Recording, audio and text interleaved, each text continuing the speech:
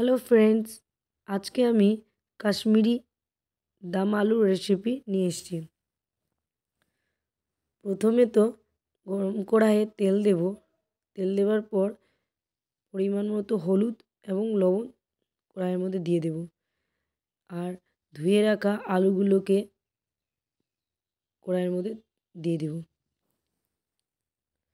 আজকে আমি প্রথমে লবণ ইউজ করেছি, কারণ এটা লবণ ইউজ করতে গেলে প্রথমে আলুগুলো বেশ ভালোভাবে সেদ্ধ হয়ে যাবে, গোটা গোটা আলু তো তাই। এভাবে বেশ ভালোভাবে নাড়াচাড়া করব, তারপরে ঢাকা দিয়ে দিব। তারপরে ঢাকা খুলে দেখব আলুগুলো লালচে বর্ণে হয়েছে কিনা। এরকম করে দুই একবার করে ঢাকা দিয়ে দিয়ে ভালোভাবে মিডিয়াম ফ্লেমে রেখে আমাদেরকে আলুগুলোকে লালচে বর্ণের মতো করে বেশ ভালোভাবে লাল করে নিতে হবে। যখন দেখব আলুগুলো ফ্রাই হয়ে আসছে,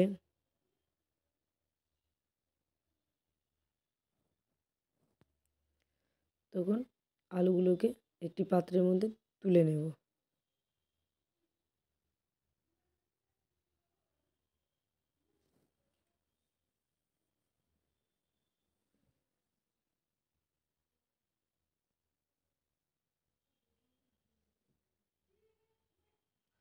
তারপরে এবার একটি মিক্সি জারে মগজ মশলা, জিরে, পোস্ত,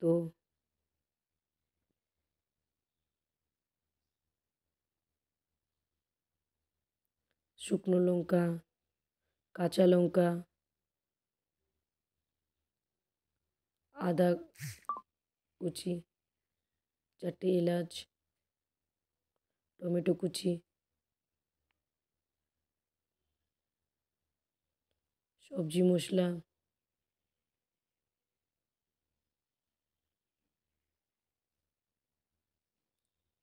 গোটা জিরে, কাজু,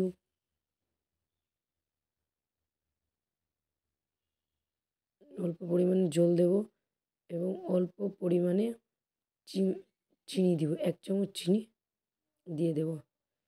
দিয়ে দেওয়ার পর ভালো করে এটার একটা পেস্ট তৈরি করে নেব। তারপরে আলুগুলো তুলে নেওয়ার পর যে তেলটি কড়াইয়ে ছিল তার মধ্যে অল্প পরিমাণে আরও একটু তেল দেব। তারপরে গোটা জিরে এবং তেজপাতার ফোড়ন দেব। তারপরে তৈরি করে রাখা মশলার পেস্টটি তেলের মধ্যে ঢেলে দেব। দিয়ে বেশ ভালোভাবে নাড়াচাড়া করব, যাতে আর পরিমাণ করে একটু লবণ এবং হলুদ দেব। দিয়ে বেশ ভালো করে নাড়াচাড়া করে ঢাকা দিয়ে দিব, যাতে করে মশলাগুলি সেদ্ধ হবে এবং যতক্ষণ না পর্যন্ত মশলাগুলি থেকে তেল ছাড়ছে ততক্ষণ আমাদেরকে এভাবেই নাড়াচাড়া করতে হবে। না এখন এই যে মশলাগুলি থেকে তেল ছেড়ে দিয়েছে, তার মানে আমাদের মশলা তৈরি। এবার পরিমাণ মতো জল অল্প দিয়ে দেব, যাতে করে গ্রেভিটা তৈরি হয়ে আসে।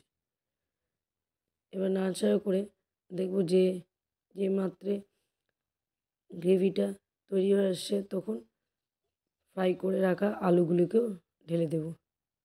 ঢেলে দেওয়ার পরে এই যে ভালো করে নাড়াচাড়া করে ঢাকা দিয়ে দেব।